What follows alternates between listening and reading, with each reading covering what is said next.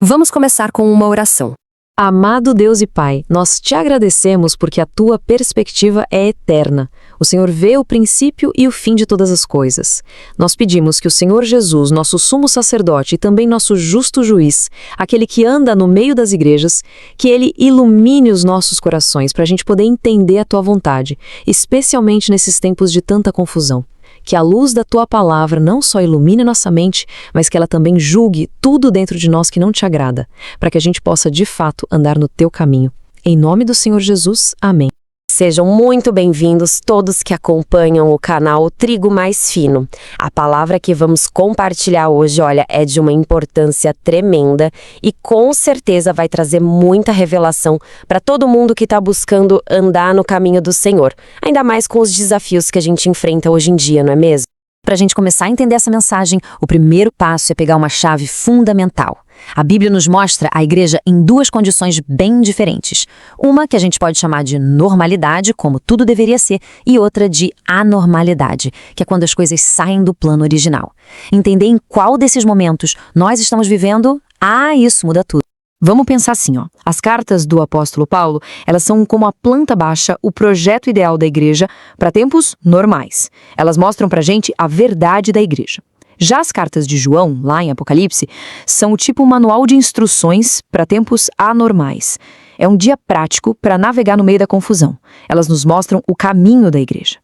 E a grande pergunta é, quando foi que essa anormalidade toda começou?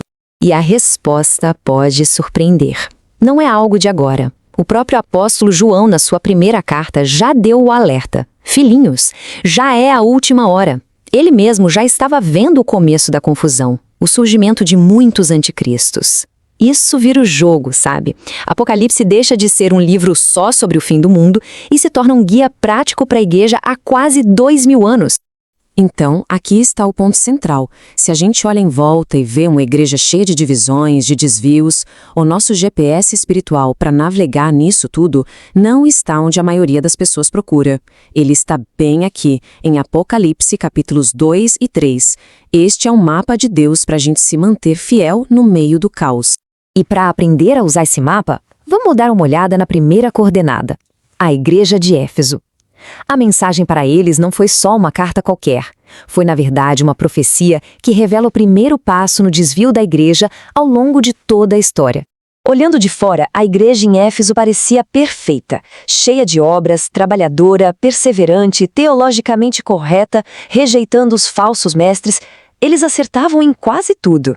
Mas no meio de tantos elogios, tem uma única frase que mostra uma rachadura fatal na base de tudo. Tenho, porém, contra ti, que abandonaste o teu primeiro amor. Mas o que seria esse primeiro amor? O ministro da palavra explica que o termo grego aqui, protem, não fala só de um sentimento antigo, de nostalgia. É a mesma palavra usada para a melhor túnica que o pai deu ao filho pródigo. Então, perder o primeiro amor não é perder um sentimento, mas é rebaixar aquilo que tem a melhor qualidade, a própria pessoa de Cristo. É ter a doutrina certa, a atividade certa, mas ter perdido a conexão vital que dá sentido a tudo isso. E a ameaça do Senhor não era brincadeira. Ele disse: arrepende-te, senão virei a ti e moverei do seu lugar o teu candeeiro. A história é implacável e confirma isso. Por mais de 1000 anos, o testemunho cristão na cidade de Éfeso simplesmente se apagou. O candeeiro foi removido. Isso mostra o quão sério é quando Cristo deixa de ser o centro de tudo. Mas tem um detalhe muito curioso. O Senhor elogiou a igreja de Éfeso por odiar as obras dos nicolaítas, obras que ele mesmo disse que odeia. O que eram essas obras e qual a ligação delas com a perda do primeiro amor? Entender isso revela um dos perigos mais sutis e persistentes para a igreja até hoje. O próprio nome Nicolaitas já é uma revelação. Ele vem de duas palavras gregas, Nikalou, que significa conquistar, e Laos, que é o povo comum, o laicado. Juntando as duas, Nicolaitas significa aqueles que conquistam o povo. É exatamente isso que o Senhor odeia. A criação de uma classe especial, uma espécie de supercrentes que se colocam entre Deus e o resto do povo. É uma estrutura que na prática diz: as pessoas precisam de nós para chegar até Deus. Isso destrói completamente a verdade revolucionária de que todo crente é um sacerdote. Essa ideia, na verdade, tem uma longa história. O plano original de Deus para Israel era que a nação inteira fosse um reino de sacerdotes, todo mundo com acesso direto a ele. Mas, depois do episódio do bezerro de ouro, como a gente lê em Êxodo 32, esse acesso foi limitado a uma única tribo, os levitas, criando assim uma classe de mediadores. E a tragédia é que a igreja, infelizmente, repetiu esse mesmo erro, criando um clero para cuidar das coisas de Deus, enquanto o resto do povo só assiste. Só que em Cristo tudo mudou. O plano original foi totalmente restaurado e com muito mais poder. O apóstolo Pedro declara que nós somos sacerdócio real. O livro de Apocalipse confirma, ele nos fez reino e sacerdotes. A mensagem é radical e libertadora.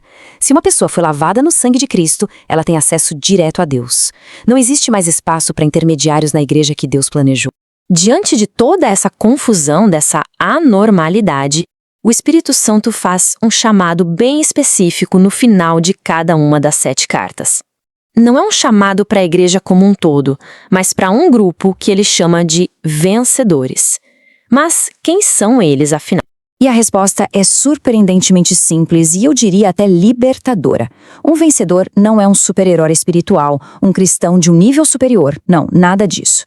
Em tempos de desvio, o vencedor é simplesmente o crente comum que decide ouvir a voz do Espírito e voltar para o padrão original de Deus. Não se trata de ser extraordinário, mas de voltar ao que é o normal de Deus. E a promessa para o vencedor de Éfeso é algo muito profundo. É o direito de se alimentar da árvore da vida.